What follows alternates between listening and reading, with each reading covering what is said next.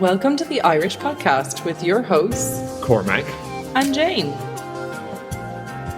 So welcome everyone to Season 3. Season 3. This is our third time attempting to record this particular podcast, so it's in keeping with the... Keeping with the seasons as they've gone on, yeah. Yeah. You know. All of Season 3 is going to be about moving to Italy, moving to Florence. How do you get a house? How do you get a house? What's it like actually living here day to day? What are all the steps that you need to take to move here, get a job here, etc., etc. We have a lot of guest people on this podcast. So a few of our friends who live in Florence.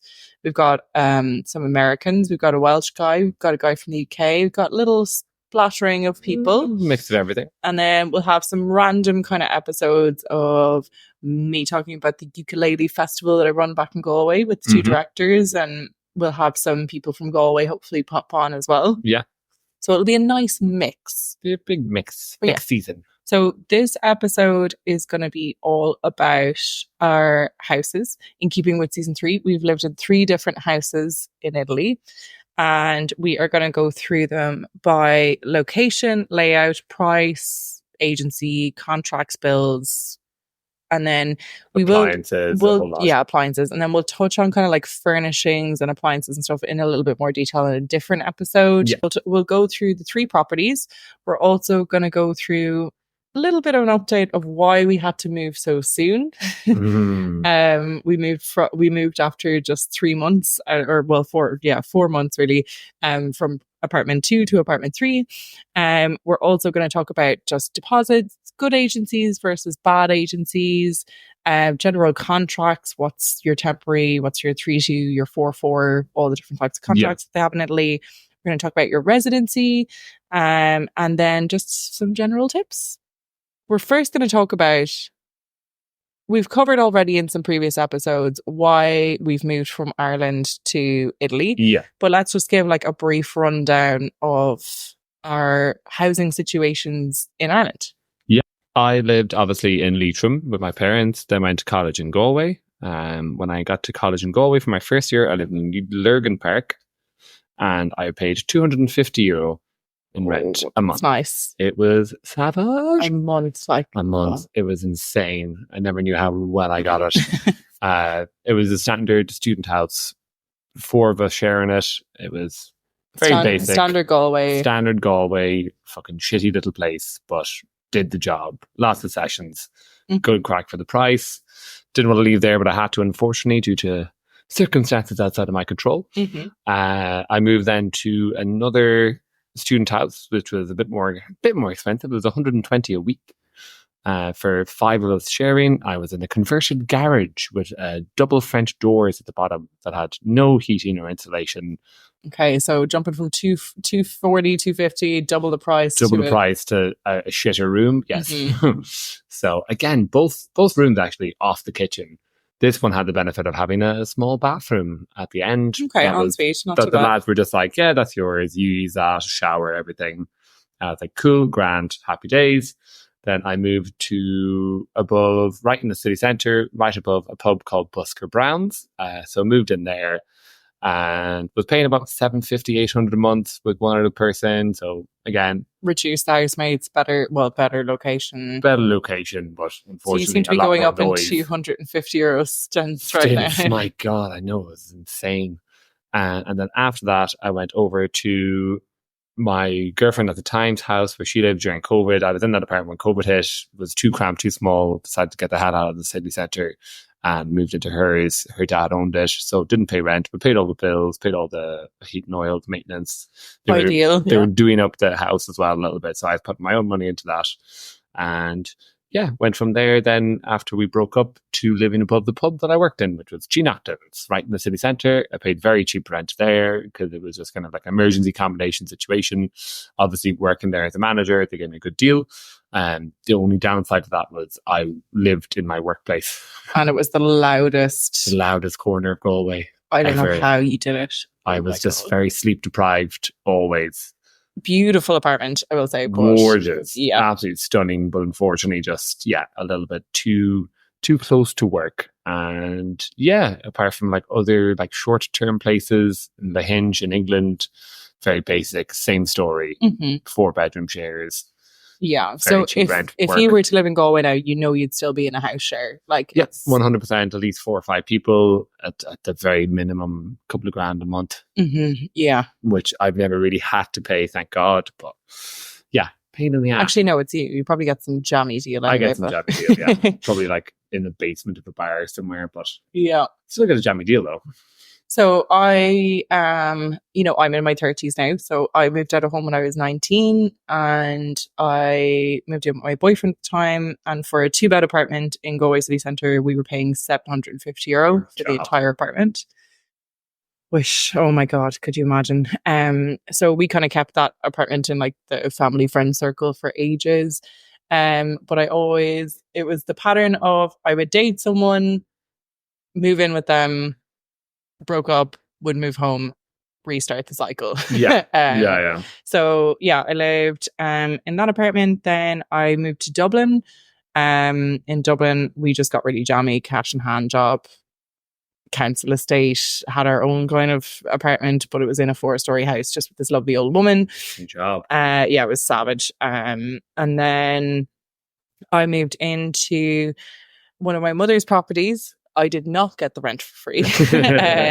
So I moved in with my boyfriend at the time and his friend. And so we were paying for a 3-bed, but it was 2 double rooms and a box room that was tiny that was being used as an office. So we were paying just under 2 grand, excluding bills. Yeah. So that was like in about 2018. Then I stayed at home during COVID. And then I found this property through Rent or Daftly, one of them, and it was technically an office or like a building downstairs. It was in Wookey in the city centre, prime location, and I was paying about €1,200 a month.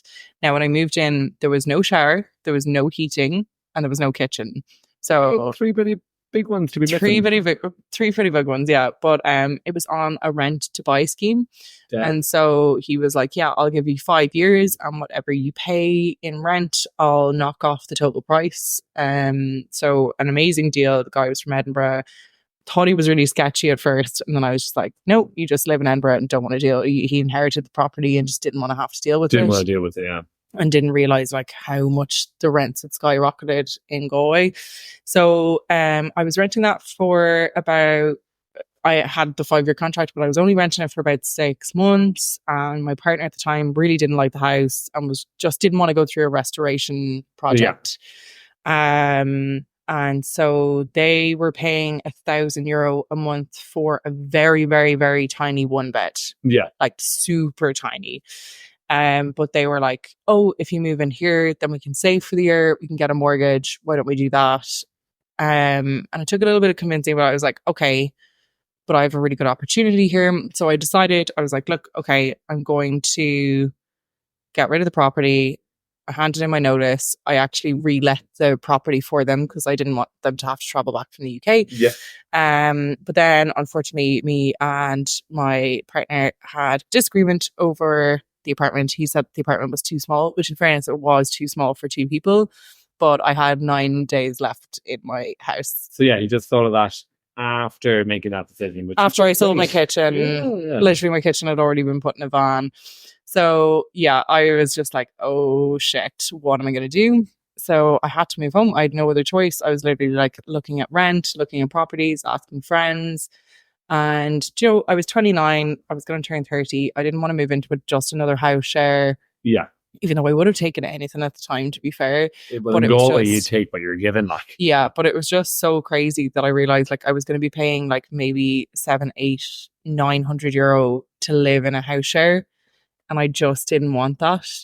So I ended up moving home. And because all my work's remote, my parents were like, why don't you go traveling for a while? And so that's when I met you and we decided to come on a holiday. I'm very happy that happened. Yeah, me too. Yeah. Perfect timing. Perfect timing. So we went on this holiday. It was only meant to be like a 3 or 4 week holiday. We It were only was meant to spend 2 weeks together, it and then was you were meant meant to to go be. to. It started off at 2, then we were like, to hell with it, we'll plan 3, and then we're like, 4 weeks, perfect, 5 weeks, 6 weeks, insane. Yeah, we kept on extending it. Yeah, I think we just having too much fun. Too much fun. Blew through the fucking savings, but sure, what of it? It was A holiday of a lifetime. A holiday of a lifetime. We both needed it as well. Yeah. Jesus. And we both realised that we will never ever get a holiday of that value for such good value ever again. Oh so my yeah, God. season 1 is just a write-off, lad. As we said, if you ever listen to season 1, just the triple the price of whatever we've said. So wrong. It was just post-COVID and we got really good deals. Yeah. But when do you think I seriously started to consider moving to Italy? Day 2. Inside of 24 hours of being in the country, you were already looking. And I know you say you were joking. And you're like, I love just checking it out. I was like, no, you'd a glisten in your eye where you'd like, look at this. Because we literally you brought me past an apartment that you saw as well. But like, you see that building up there? I was like, oh yeah. I was like, maybe she's going to tell me some historical fact. She's like, that's that apartment I showed you last night. It's €800 a month right across from that museum. It was only 600. Was it 6? That one? Yeah. I thought it was the one across from the museum. 600, the one on top. Jeez. Yeah. Beautiful apartment. So yeah, you were already in there. I think started to actually consider it after week 4. Yeah, I think I knew I was gonna I think I knew I was gonna have to move abroad if I wanted to continue. Not even the lifestyle, because I never had a lifestyle, but like if I wanted to afford to have a place by myself. Again, I've only really ever had like 2 housemates. The rest have all been like partners. And one being a friend. Yeah, no, it's always just been like with partners or like the odd time having a housemate. But I just didn't want to go back to a fucking house share. Like I just didn't. Yeah. So I kind of knew that moving was on the cards. I was thinking maybe Edinburgh. Yeah. But once I started looking at the price of rent, and like there's flights going from Pisa and Naples the whole time, Ryanair flight taking up areas. Yeah. So I download, like I was walking past an agency first and I saw these prices in the window, and then I just started looking online. I found this app called Idealista, which we'll link in the description. We cannot recommend it. It's just the number 1 housing app in all of Italy. Yeah. And you can like set your search perimeters, you can set notifications, you can set filters. It will tell you when like a 1-bedroom apartment that's a certain body of rent pops up on the market in this area. I wish Ireland utilised it because it's a European wide, but it's very popular in Italy. But it's just really, really well designed, the app and the website. And like you can follow agencies and you can buy or rent or whatever. So it's just a really good You can save apartments that get listed again. Which we'll talk about. Yeah, so like if you've favorited a place, like you can heart stuff, and if it becomes available again, like you year or 2 down the road, so you have like your dream apartment, you could save it. Yeah, so I do really like that app. But yeah, so I started looking at that app, and then that leads us to apartment number 1. So we ended up on Idealista, just having the crack on our holidays, and I think by week 3 you started to take it seriously. You were like, oh, we could. I'd come to Italy with the plan of staying here for 2 or 3 months anyway, so it wasn't a strange idea to me to kind of be like, you know what? I took a bit of convincing in the sense that like the first time I was like, no way we can do this. Like that's crazy. It's crazy. And then like by week 3 or 4, I was like, maybe going home, drinking another like €1 beer in Naples and €3 spritz. Not too bad. I can live with this. So it started to get serious where we were at the last week of the holiday, and I had found a couple of houses. I've been emailing a bunch of people. Some of them were scams, some of them weren't. There was a lot of scams. There was a lot of scams, yeah. And this one particular person kind of stood out, and they were really on the ball, and they immediately emailed me from like an account that seemed pretty legit, but their website was not the best, I will say. So I was looking at it being like, oh, the website's a little bit janky, but I don't know. Yeah, I just wasn't too sure. And I was like, maybe it is a scam. They were like, you need to send us like a deposit before you move in. And I was like, oh, I don't know. So we ended up doing a house viewing over Zoom. On a boat in Lake Garda. And this was the last 4 days of the holiday. It was like literally Lake Garda, then it was Milan, Turin, done. That was the original plan. Yeah, and then it was just like, we're flying, like, that's it. We have to fly home.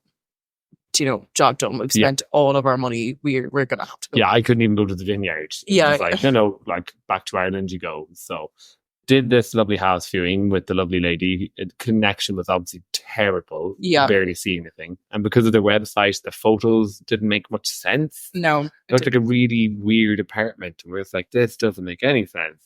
But so she was like, yeah, you guys have the property. If you want. She was very amenable, I have to say. Oh, she was incredible. English was really good. But I was just like, oh, I'm not sure. And she was like, look, we were like, look, you could be a scam. We don't know. And she was like, yeah, but same with you could be a scam. Yeah. So she was like, send it by bank transfer. You can always cancel the bank transfer if it's a fraudulent thing. So send us a bank transfer of 1 month.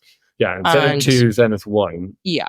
And so just to let you know that when you move into really any place in Italy now, you have to pay a 2-month deposit, first month's rent up front, and an agency fee, which is usually standard 1 month's rent as well. So we sent over the 1 month, and she was like, cool, I'll see you guys in Florence in a couple of days and I'll meet you there with the keys. Yeah, I'll meet you at 3:00 on Monday. We were like, cool. So instead of going to Milan on Sunday, we'll go back to Florence. We'll get an Airbnb. We'll wait, and then we went over to the area. We sat in a little kiosk bar that sold porchetta sandwiches and tripe sandwiches. We waited at this kiosk and it was coming up to the time. We went around to the apartment address that she had given us, and she was a few minutes late. Yeah, she was running late. She apologized when she got there, but obviously we were shit it. We were absolutely sweating it with our 2 10 kg suitcases, being like, oh my God, we've definitely been scammed. This is it. This is it. And she pulled up on her bike and she was like, oh, ciao. Like, she was so nice. And she kept on asking, she was like, where's the rest of your bags? And we were like, we're minimalists. Like, she stopped on the middle of the staircase going up to the apartment, being like, where's the rest of your stuff? We're like, this is it. And she was like, what? Dead in her tracks, just went, are you serious? We're like, Minimalista. Minimalista. And then she was like, oh, okay. So she went through every appliance, every whatever. She was so good. She introduced us to the landlord. The landlord had no English. We had no Italian at the time at all. Yeah. But yeah, signed the papers and got the keys, and we danced around the apartment like absolute feckin' Egypts. Like lunatics, deliriously happy with life. So that went well for a year. Yeah, so the first apartment, just the location, it was in San Frediano, it was in the Oltrarno, so just south of the river. It was a 1-bed, kind of like a studio, really. Yeah. It's like sitting room in the front. It was about 10 feet tall ceilings. Yeah, it was quite high with the mezzanine, with a single bed in the mezzanine. 2 large windows, nice space. Like, it wasn't huge, but it was good, solid, 7-8 meters long, 5 or 6 meters wide, into a 2x2 meter kitchen, which was tiny, but it was teeny, but it worked. It was very functional. It was a very functional kitchen, and then a very standard double bedroom in the back with a large ensuite going off. Yeah, like large ensuite, long ensuite, I would say, not large. Yeah, it's like a big shower room kind of thing. Big wet room. Yeah. That was lovely. Nice the area. Price, it was only €750 a month, all bills included. Oh. So also have to remember, it was at the tail end of COVID. Our apartment used to be an Airbnb, and then there was no students, there was no international students, and a lot of people had left the city during COVID. Yeah. So we definitely got our bang for our buck, and our landlord was just sound. I have to shout out to him, like he was just really, really sound all around. He just wanted the mortgage covered. He didn't give a crap. He was like, here's how everything works, ring me if you have a problem. I'll come back in the winter and show you how the heating works, even though he never did, but we got it working. Yeah. And he was a real handyman. He'd built the wardrobes himself, and he'd built these crazy shelves, and I think he even built the mezzanine himself. He built the mezzanine himself, yeah. Yeah. He built the mezzanine himself. He was a real handyman. Yeah. So but yeah, so then we had gotten a 1-year contract there, just as temporary people, kind of like a student or just a temporary thing. The bills were included except for internet, which we got installed, and there was a dishwasher, there was a mini dishwasher, a mini washing machine, like a half load washing machine, And there was a bunch of furnishings, and we'll talk about furnishings in a different episode, but like there Yeah. was sheets, there was all the kitchen appliances and All the that plates, stuff. cutlery, pans, pots, like everything to get you started in an apartment, which was really handy. It's when you amazing just because moved to a in country with Ireland, like nothing. you've nothing. Like you move Yeah, in, yeah, it's yeah. bare bones. So it was really nice to move into a place that was like actually furnished a little Functional. bit. It was even like there's pillowcases, everything, you know, mighty. So that was our first apartment. And unfortunately, so just to talk about our second time that we ended up renewing our lease in that place, we went directly to the landlord and we said, we really love this apartment. We want to have a long-term Yeah. visit. And he said, okay, look, you guys can have it for one more year at the same price. Yeah. Or you can have a long-term contract, but I'll have to increase the rent by 10%. Yeah. It's like he was saying, like, what, from 750 like to 800 or 850, 825 or something. Yeah. something ridiculously cheap. Yeah. So we still didn't know if we wanted to stay in Florence. That wasn't we just didn't know where if we were coming or going. So we opted for the 1 year. Yeah. And then unfortunately, as you may have listened to our bed bug episode, but it turned out that the building then got infested with bed bugs. Yeah, we went away for a month to Edinburgh, came back, and we were in the shit. We were in the shit. So we ended up having to call time on that apartment after 3.5 months of battling bed bugs. And our landlord was super understanding about it. Couldn't have been nicer. Couldn't be more apologetic and just like explain what he was going to do with the place. He was like, I'm going to gut it out, like kind of renovate it a little bit. Yeah. And we'll like talk about in a different episode, like how, you know, people like landlords can own multiple apartments in the one building. Or multiple like landlords, multiple like four landlords, apartments, yeah. 4 different landlords, but like one administrator, they call him, which is like one building executive who handles all the shit. So he just knew he wasn't going to get the administrator to come in and do a deinfestation of the building until the entire place was empty. Yeah. And yeah, so we just had to move. And so that leads us to apartment number 2. Number 2. Yeah. We went on the hunt, obviously, when we had the bed bugs, and we contacted our previous letting agent, and she came up with some beautiful properties. But it just so happened that those viewings were the week after we found this one particular place. Yeah, yeah. And so we went through an agency, and I will name and shame them. They're called Agency E.T. So Agency E.T. And we had a very negative experience with them. But we found this apartment on Idealista. We thought it was an amazing location. 200 meters stunning, like 3-story duplex apartment, penthouse with a lift, floor with a lift, had a bedroom, bathroom, second floor, third floor, at the very top was an office space with a rooftop terrace that overlooked the entire east side of the city. We just thought we had it made. Yeah, and it was just like, it was stunning, like beautiful. We were like, oh my god, this is great. So it turned out it used to be one whole apartment. And they had split it into 2 separate apartments, a small one on the left and our large one on the right. So as you entered the main door, there was a tiny hallway, 2 entrances to each apartment. Which we didn't think would be an issue at all when we first moved in. So yeah, the layout was a huge kitchen, sitting room, open plan on the bottom floor. The whole apartment was about 80 meters squared. Yeah. But yeah, the kitchen, sitting room, downstairs, then it was a glass spiral staircase, which I was not the biggest fan of. It was a little bit mental, like to have an apartment that only had like 2 doors, one being the bathroom door and one being the front door. And even the bathroom door was made out of glass. So yeah, it was a weird. There was no privacy there. It was strange. But yeah, so and then the top floor was the office, and then the price was 1150, so €1,150. That included all the bills except for internet. But we were sharing our bills because it was a duplex, so they were taking out like that 1150 would go towards the bills. So we were paying 2/3. Yeah, we were paying 2/3. The other part of the apartment was paying 1/3, and then after 6 months they would reevaluate how much the bills are. Just to mention as well that if the bills are over, you have to obviously pay the over amount, but if the bills are under, they get to keep it. So that's just, you're not going to get a refund if you're paying a certain amount on that.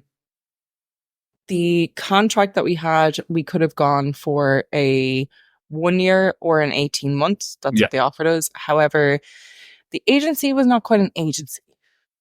They were a housing management company as long as being an agency. So it meant that they basically just sidestepped the landlord. We had no access to the landlord. We directly dealt with them. Any issues in the house, we had to go directly to them. Just to note that because they were this housing agent, Yeah. we had to pay 10% instead of just your typical 1 month's deposit, or sometimes Yeah. it's just 80% of the month's deposit.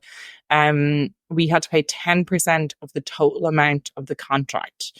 So we were going to be paying 1,150 per month. So 1,150 by 12, 10% of that. Yeah. So it was a little bit out, plus VAT. So we paid just under 2,000 to the agency. So you think, oh, well, 1,150 for rent per month is really good. But we had to pay 2 months deposit, plus your first month's rent, plus this crazy agency fee. So you have to have $5,500 in your pocket just to get your head in the door for a month. Yeah. And after we had just spent a huge amount on bed bugs, and we agreed because our previous landlord was really sound, and he was like, look, I'm letting you out of the contract, which he legally did not have to do at all, but we did tell him to keep our deposit because it was so minimal anyway. Well, that was it. Like, it was $750 or like less even. It was just like, no. So our deposit was 1,500 that he had, but we just said, keep that. So we'd already lost our deposit. We'd already lost so much money to the bed bugs, and then it was $5,500 down on this apartment. So, but then things kind of got weird. So we sent the cash. And then they gave us the keys to the apartment and said, well, you guys can't move in until the agreed date, but here's the keys. And they were like, if you want to move some stuff in the next day or two, go ahead. We're like, but we're meant to be moving in 3 days. Can we move can we move in now? Like, why can't we? We were very confused. It was very, very strange. And we were meant to meet our housing agent with the landlord. He was sick. The agent was like, oh, I can't be there. Even though he told us that we were going to go to the house to meet the landlord or the landlord's daughter to sign the contract in the house. In the house, yeah. Do the typical thing in Italy of take the water and the gas readings, write them down, sign our name, so we all know exactly how much we're starting off with. And none of that happened. None of that happened. We were just told, go ahead, get in there. And we're like, okay, like, how will the apartment work? So we didn't have access to a letterbox. We didn't know how any of the appliances worked.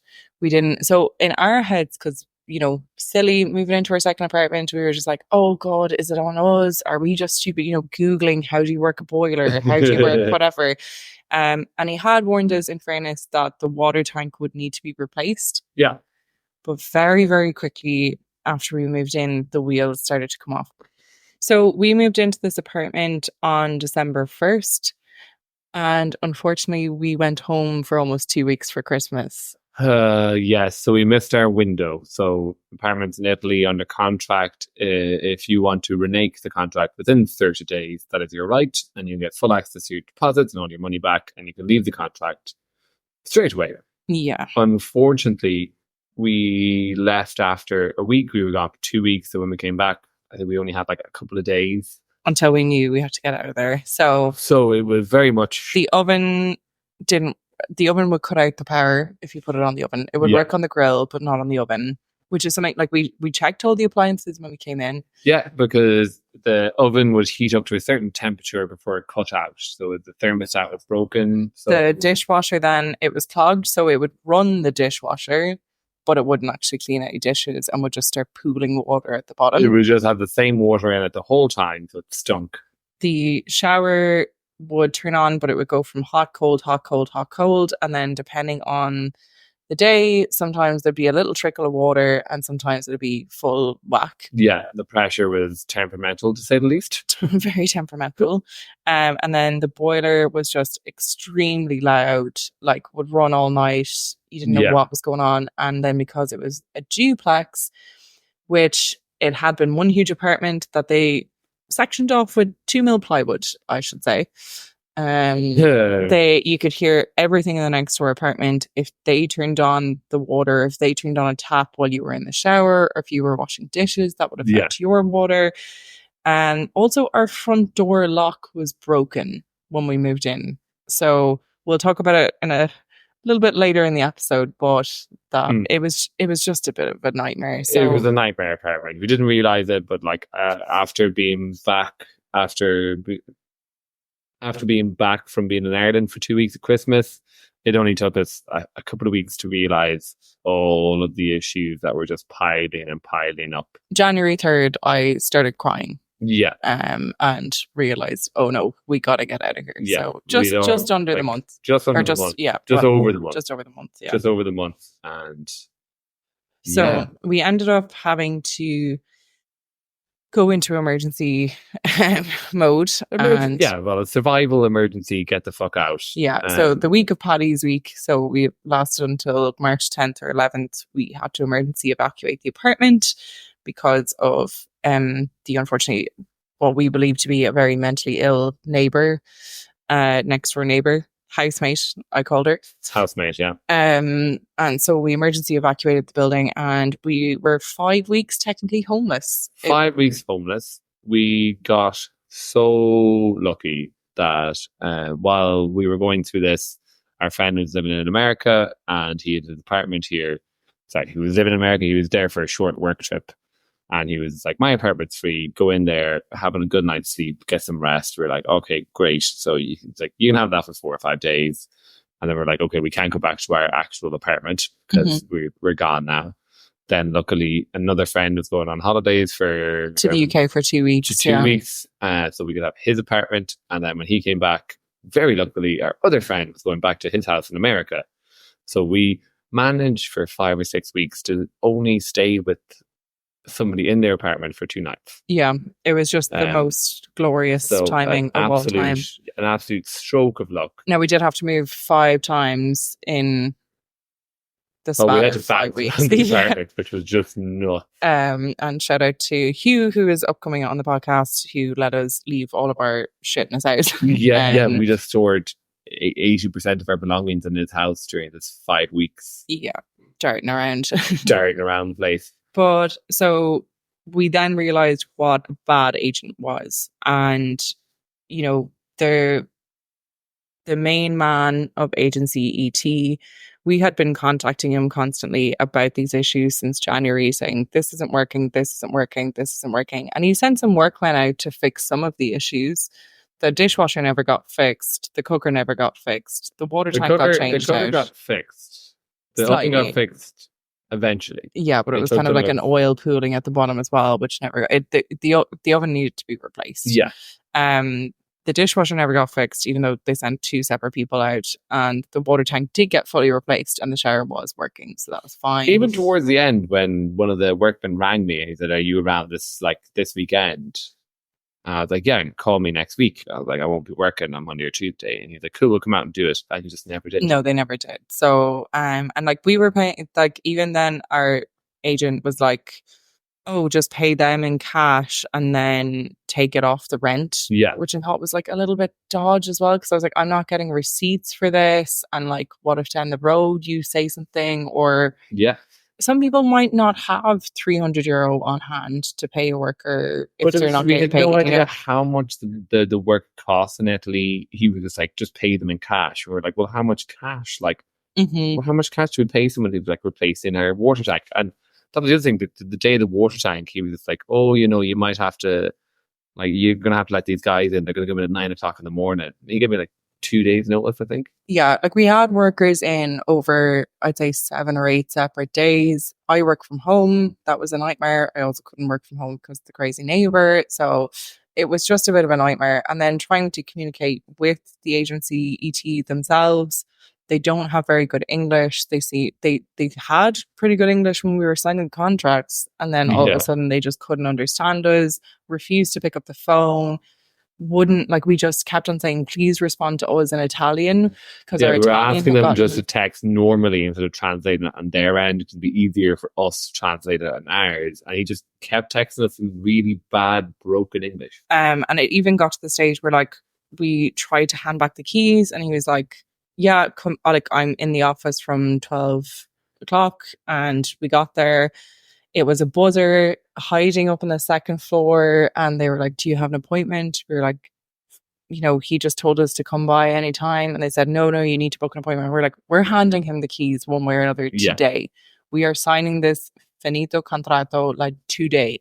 We don't want to wait around. And we did end up catching him on his lunch break, exiting the building, just kept on ignoring us. And in fairness, he did bring us to one other apartment because we were like, we're in emergency accommodation right now. Like, we might have to leave Florence. We're staying with friends. We cannot go back to we tried to go back to our apartment to pack our bags, and the crazy neighbor threatened to call the police on us, saying that we were trespassing, even though we were totally in contract. And, this guy showed us, he was like, I've got one property available in the city centre, even though he specialises in properties in the city centre, in short-term lets. So he showed us this house, and there was a washing machine in the middle of a balcony, which kind of threw us. And we were like, why is there a washing machine in the middle of the balcony? He said, they just need to connect it. And then Cormac very quickly realised that the water pump was disconnected. So we went outside and he was like, so we just need to replace this as well. And I was like, that's the water pump though. And I was like, I said it in Italian. I was like, but that's questo the calore or whatever it was. And he was like, yeah. And I was like, so the water doesn't work. And he's like, yeah, the water doesn't work. No. So he told me that the water did work. Yeah.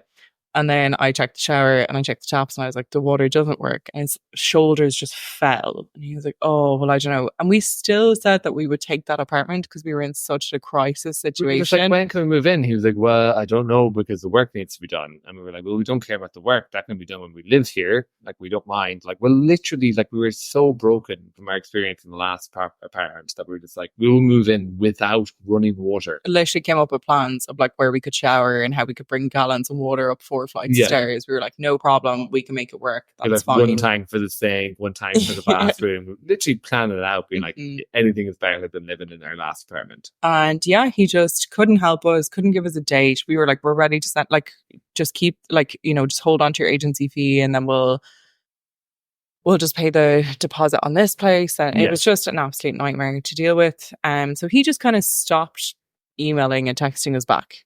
He just seems so like disorganized, but so annoyed by our constant asking him for his help, but to do his job, and he was just like exasperated. We were like, come on, man, like we don't want to be contacting you as much. Like, it's. And the one thing that we had realized was that unfortunately when he took on, unfortunately for him, when he took on the apartment that we had been staying in with the crazy neighbor, it used to be an Airbnb.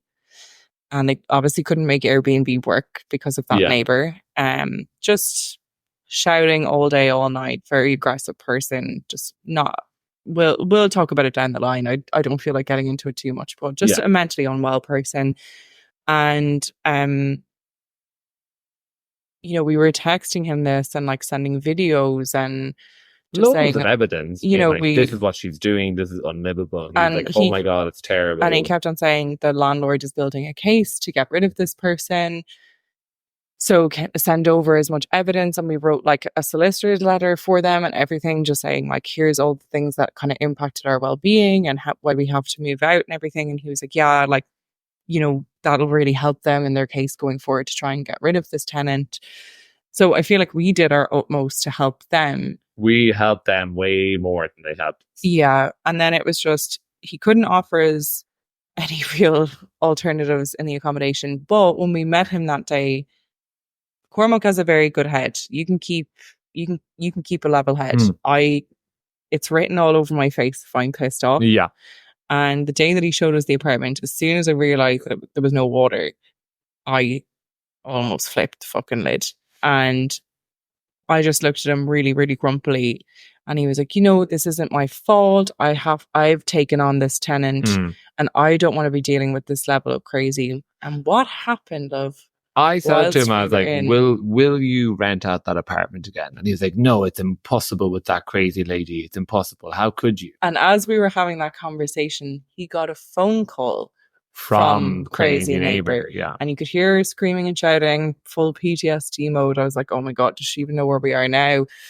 And she said that she wanted the full apartment. She wanted the walls to be knocked down. She wanted the whole thing to herself.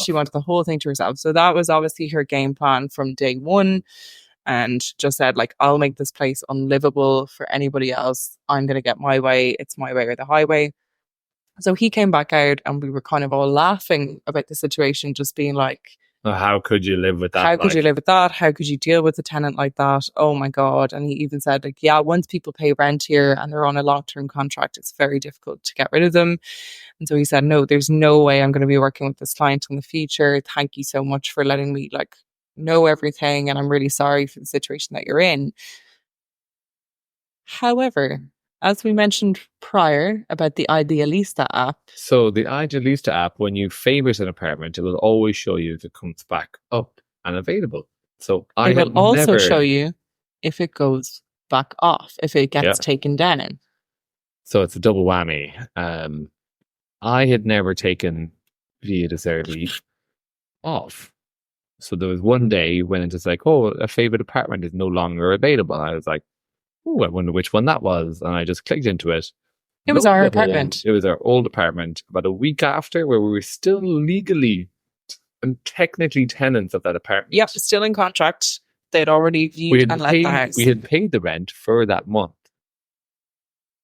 And we got shafted. Mm-hmm.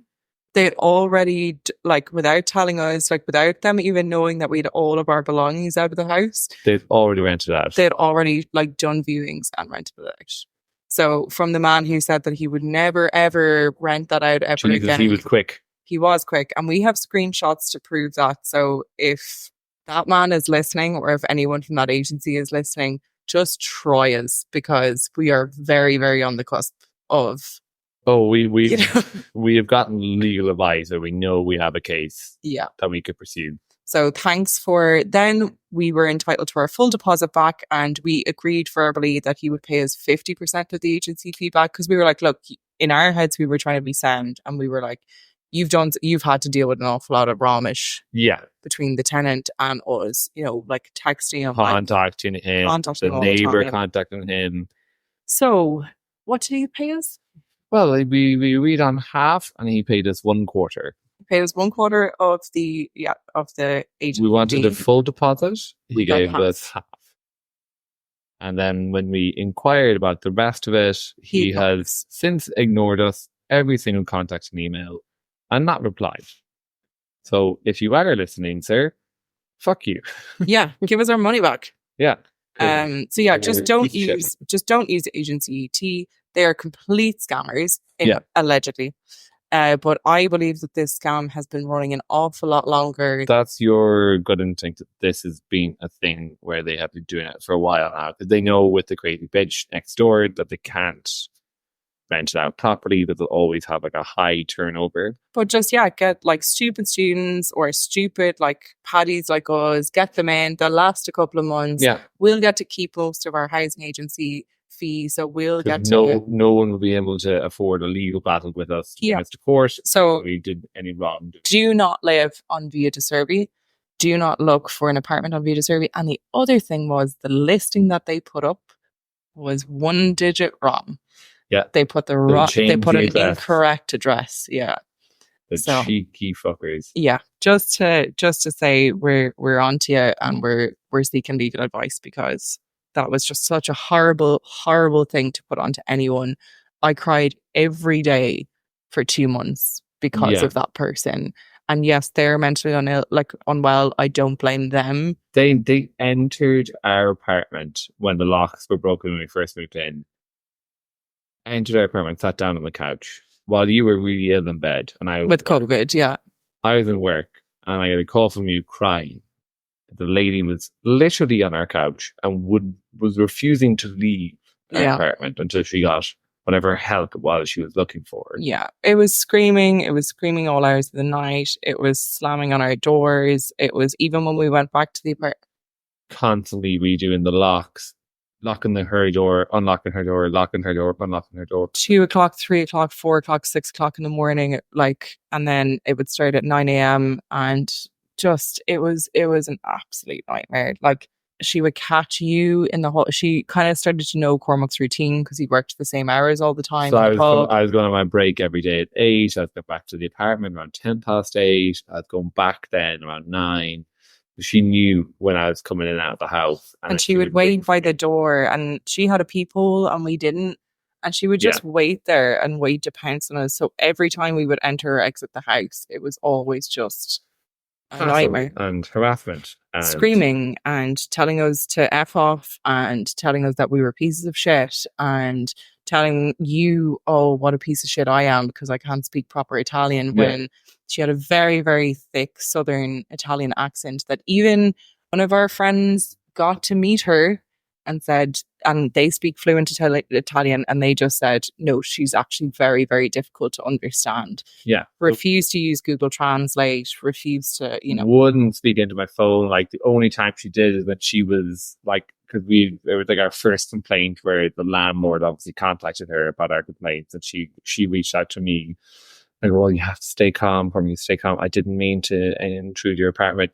You have to stay calm. And then I was like, okay, great. She's after apologizing. She's after saying her piece. Maybe we can move on. 4 hours later, she came out and started screaming in my face, saying I was entering my own apartment too often. Yeah.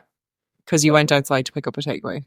Went outside to pick up a takeaway. Then a friend came over and then they left within like an hour. Yeah, so the door opened and closed maybe 4 or 5 times. Yeah. And just an absolute, unfortunately, like just not a well person. Not a well person. We know she wasn't well. We know she's mentally unstable, but it's the there's been a few incidences, like since we've left that apartment now twice or 3 times that she's met us, that she has played the complete nice lady. She's like, ciao, how are you? And you're just like, what the we have just had to run away. Like, I can't like immediate panic attack on the street. I can't deal with that level of abuse. As far as her being ill, it's just it's very manipulative, and it wasn't very kind the way she was. She had an end game herself. And she won, and that's fine. You got your apartment, or you got new people to move in. And ET won. They got to keep their money, and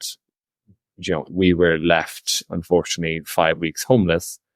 But I will exit this part of the podcast, all the negativity, and enter the glorious apartment number 3. And what did we do? We stuck to our guns. We went back to housing agent number 1, Beatrice, who is the absolute legend of all. I just want to go for a drink with her. She invited us for a drink. I know, she's amazing. No, and like, also, I really hope that Beatrice listens to this, because she's just so nice, so professional, boss bitch girl, so organised, amazing. Gento Casa, her agency, absolute shout out to them. We will link it in the description. They are amazing. Like they will be our housing agent in Florence forever. Oh, if I buy a house in Italy, no matter where it is, I'll be paying her to. I'll give her commission just to come and check the house out for us. Yeah.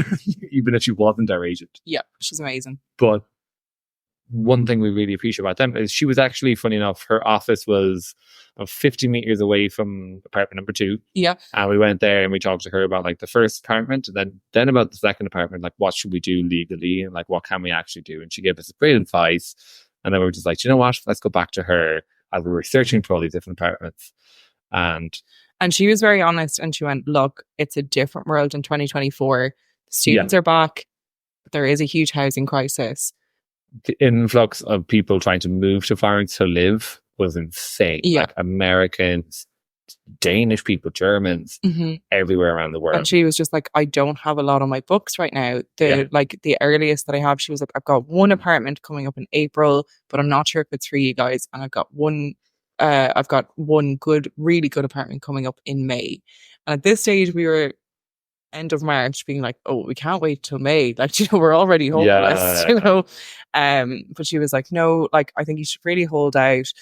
And she was like, if anything comes up in the meantime, I'll let you know.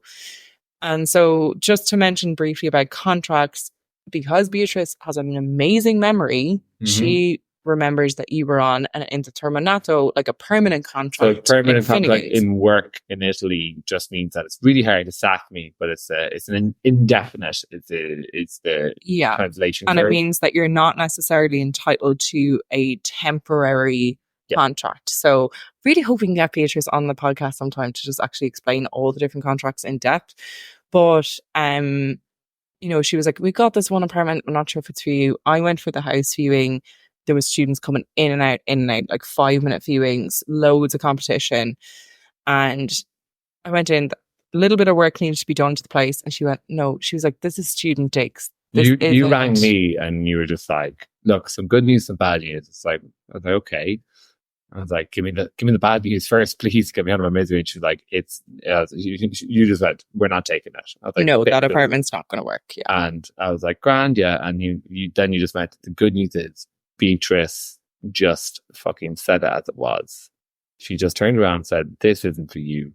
Hold off. Like, I have this place coming down the line.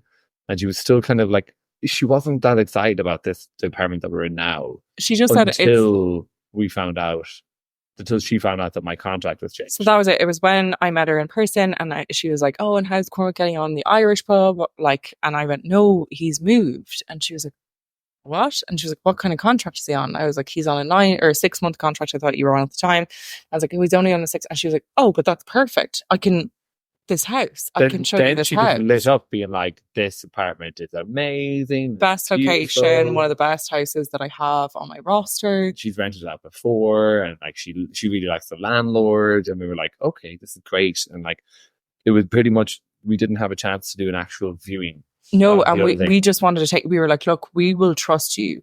Yeah. We are more than happy. And she was like, it's not going to be available to even view until May 5th. But you can move in on May 9th. We were like, we're just going to move in on May 9th. So we just stuck to our guns. We were like, yeah, cool. We'll jump on that. And yeah, she was like, look, you have to give me a 1 month's deposit.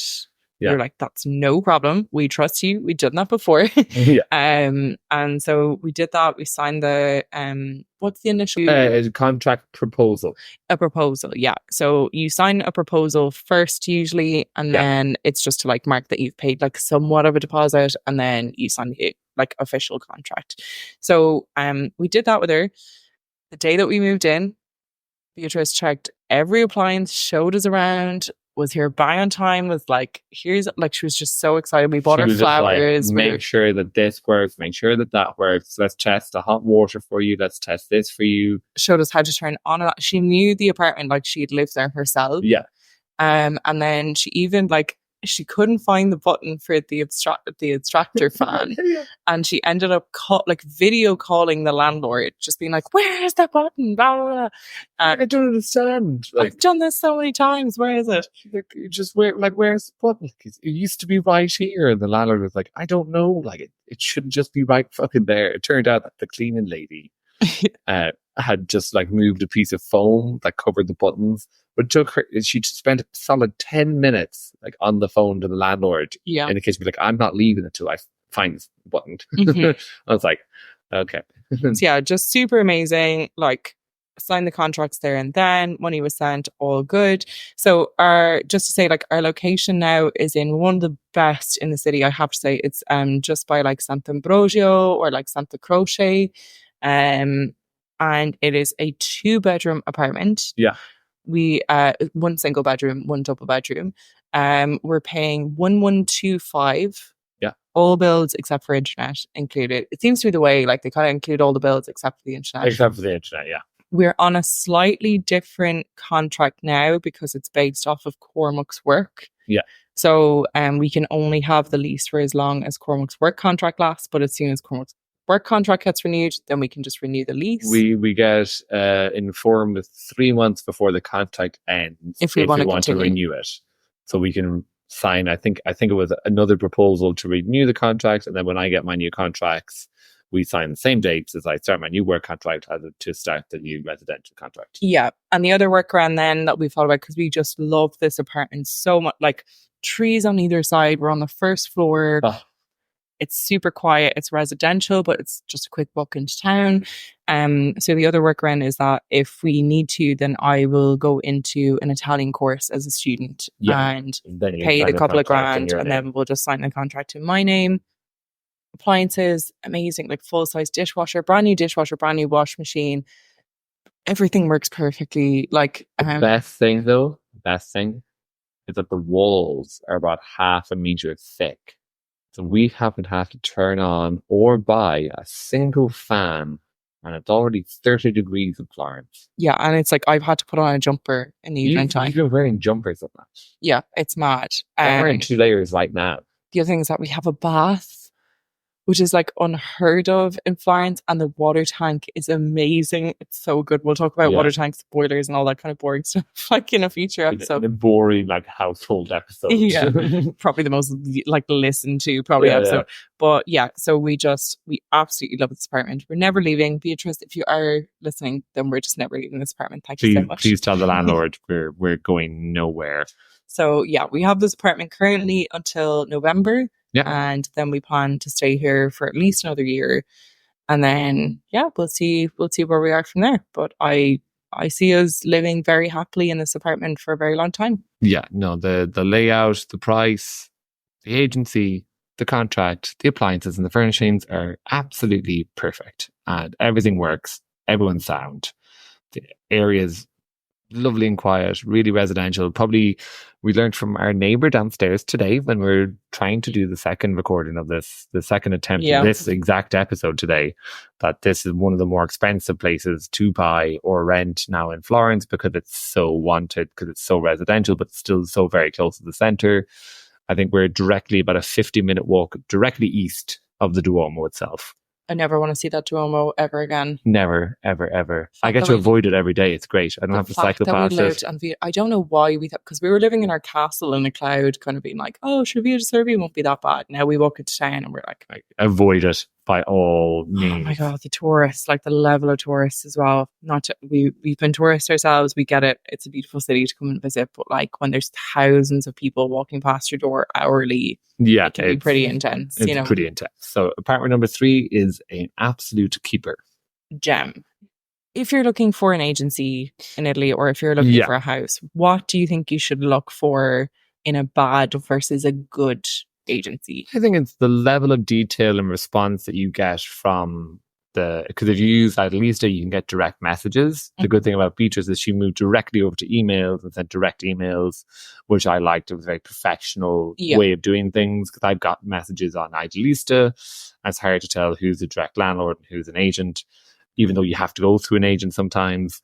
So I think looking out for that in the terms of the professionality of the response that you first get. Yeah, I think the level of English, because especially if they're dealing in short-term contracts, I think what I can say is don't judge an agency by their website, because Italian websites as a whole are terrible. Like I actually should really start that, because like if you look at like restaurants, if you look at agencies, if you look at tourism sites, some of the websites are built out of the 1990s, and so just because their website might look a bit strange, don't take that as take it as, can you call the person? Do check out the Google reviews, even though some of them can be fake. Even the negative ones can be fake too. But it is just to have a phone call with the person or have a video chat with the agency. And if they have time to have a 5-minute video call with you, you're golden. Yeah. We love Beatrice's office for Centro Casa because it's right on ground level. Huge glass windows and door. The desks were 2 meters behind that. You can see them working. You can wave at her. We literally called in after. You just wave and you're just like, hi. And they buzz you in. You can walk in, you sit down, and you get along with your day. There's no hiding like agency ET on your second story. It's like 2 stories up in a shared building. As a receptionist at the front, she's just like, do you have an appointment? What are you doing here? Like kind of rude. Centro Casa, Beatrice, it's just like, big friendly smiles, waves. You're right in. Boom, sit down. How are you? Let's get into it. So definitely an agency that's on the street. An agency with the door open. That's the kind of vibe you want to go for. I remember looking up other immobile areas across from one of our favorite coffee shops that was the same thing as the AT, 2 stories up, and it had similar negative reviews where they just found the guy was a bit cold. And I think that's just like a kind of like a trend. If you're not willing to be out there and talking to people all the time, kind of like to stick up your arse, being like, well, I'm a dedicated agent and I have my prime location property, that you have to set an appointment to talk to me. It's like, fuck off. Yeah. I want to wave at you through the glass and say, how are you? Yeah, it's a really stressful job being an agent. I get it. Yeah. But there is ways of dealing with it, and then there is ways of not dealing with it. And I feel like agency ET versus Centro Casa is the perfect dialogue. Yeah. Of like how you do it versus how you just do not do it. So then just to touch on contracts very quickly, but again, we're hoping to get a specialist in the area in. So you can get a student-y kind of one that's 3 to 6 months. You can get a temporary one that's 1 year to 18 months is the maximum that they can give you a short-term contract for. And then if you are a resident or applying for residenza in general, you can either get a 3+2 or a 4+4. Yeah. And all that means is that you can stay there rent controlled for 3 years, and then you can agree to stay there for another 2 years if everyone's happy, or the 4 years where you stay 4 years rent controlled, and then after 4 years you rediscuss, but then you get to stay there for another 4 years. And if you stay in a property for that 4+4 contract, it's like the apartment is yours. There's no getting rid of it. Yeah, there's no way of getting rid of it. They can't just like after 8 years take the apartment away from you and offer it to someone else. Yeah. They have to keep on offering you the same apartment. So unfortunately in apartment number 2, that's what that lady was on, was they had been on a 4+4 for a very, very long time. And so they weren't going anywhere. Yeah. They weren't going anywhere. So the only other thing with residency, that's to become a legal resident in Italy, where then you can get access to healthcare, you can get your Italian ID, you can go through all of the legal roads of becoming a resident here. You have to be on a 3+2 or 4+4. A long-term rental contract. So a lot of apartments, because what they do is they register your name to the building, and you can only register a number of names throughout a certain many years. So a lot of landlords don't do that because they don't want you using. Because then we have friends who got their residency in one building, and like that's it. That's your address. Yeah, you are a resident of this apartment. That's it. So if you move apartment, it can be tricky to get that switched over. There's a little bit of chop and chave and like dip and dive, and a little bit of dip and diving. So that's why a lot of apartments are just like transitional contracts, because then it's just like it's either based on your work contract or it's based on the fact that you're a student without any. Or just then they can up the rent like after a year, because rents have just skyrocketed so much. So if you're moving here to become a resident and you want to live long term, especially from the UK or America, and we'll get into this in future episodes with Jeremy and Hugh, who will talk us through those steps, you need to look for apartments that have the longer contracts to get your residency here, which is an issue. Your landlord can be sound and on some shorter contracts and allow you to do it, but it's very doubtful because it is a tricky political, governmental situation. So we do have an American and a Welshman coming on as our first 2 kind of guest podcast people, and they will go through the whole Brexit and the US visa situation.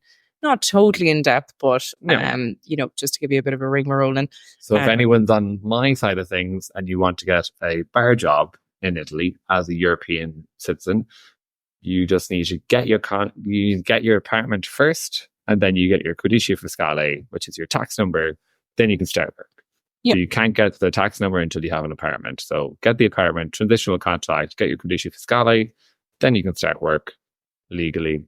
And then you can remain here as long as your contract is. And I will say, like, the tax police here are pretty strict. So nobody's going to hire you under the table, cash in hand. It's extremely rare. They can't. It's just not a thing. So you have to have your codice fiscale. Yeah. So I would even say that if you're moving to Florence, even to like a short-term accommodation for 3 months, just book your appointment 2 weeks before you get here and just land in the day you arrive, get your codice fiscale, and then you're ready to go. Because like the queues jumped up for the codice fiscale because so many people were moving to the country and the city of Florence, where it went up to a 6-week waiting list apparently for the codice fiscale for your tax number. So you need to be on top of that if you're planning to come over here. Yeah, so just book it. You can book the appointment online and it takes like 15 minutes. You get it on the day. You get it on the day of your appointment, you fill out a form, you wait for your name call, you go in, you sign a few lines, and they print out your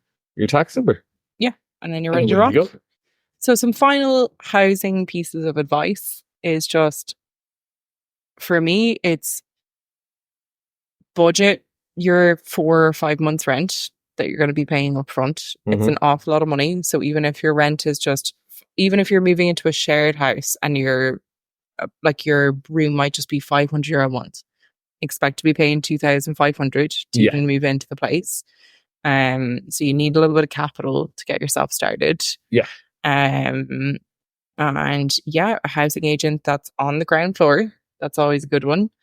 If you're looking from abroad, going through a housing agent is definitely the way, or renting a kind of Airbnb for a month or something to get your feet in the ground, because once you go and view an apartment and it's ready to rock and you're ready to rock, it moves super quickly. Yeah, apartment number 2 for us, we found it on a Wednesday and we signed a proposal on the Friday, and contracts were confirmed the following Monday. Yeah. So in the space of 5-6 days, boom, you have an apartment. Very, very quick. So with Beatrice, like obviously this move was a little bit slower, but it was just once we signed the contracts, we were handed the keys within a couple of days. Yeah. So that was like the only issue with that was the availability of the apartment with a certain date. So she was like, once the landlord accepts you, then we can do all the documentation. Then you just have to wait. And that was fine. That was the least of our concerns. The time we're like, yeah, cool, we'll wait. We'll bum it out in friends' houses until then.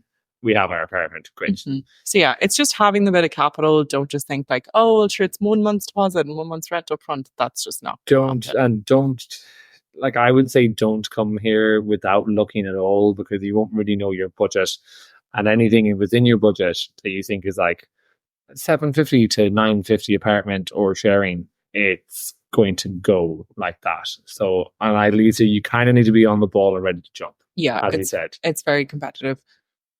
So when you're doing a house viewing, I would say do your due diligence, check all the appliances, check the water supply, see how long it takes for the hot water to heat up. You don't want to be doing your dishes or taking a shower and there's no feckin' water. Yeah. Check for bed bugs, obviously. And yeah, I mean, we're just giving our advice about moving to Florence, and a lot of our friends who are international they'll be talking about their experience about moving to Florence. So in future episodes, we are hoping to talk to other people who've moved to like maybe Rome or maybe Naples or maybe somewhere a little bit more south. A lot of people are asking about Puglia at the minute. Yeah. And we don't have any experience there right now. But I do feel like Italy as a whole is pretty similar in terms of the contrattos, in terms of the law, in terms of how much deposit is expected. The only thing I've heard from Florentine locals is that obviously in the south, where it's a lot more sparse, still kind of mafia town, allegedly, the bureaucracy up north is a lot better. So anywhere south of Rome, you're going to be waiting a couple of weeks longer than you would be north.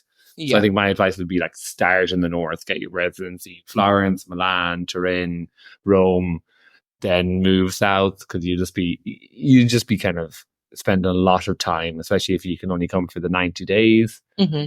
You spend a lot of your time just like in and out of offices trying to get your stuff sorted. Yeah. And if you're really stuck, but you still want to get like that, as we said, like just to go to an Italian student school or even the sommelier training, I know that sometimes they accept as well on a very, very short term basis. So there are ways, and there's ways of dipping and diving. There's a few different avenues you can do now to stay. Yeah.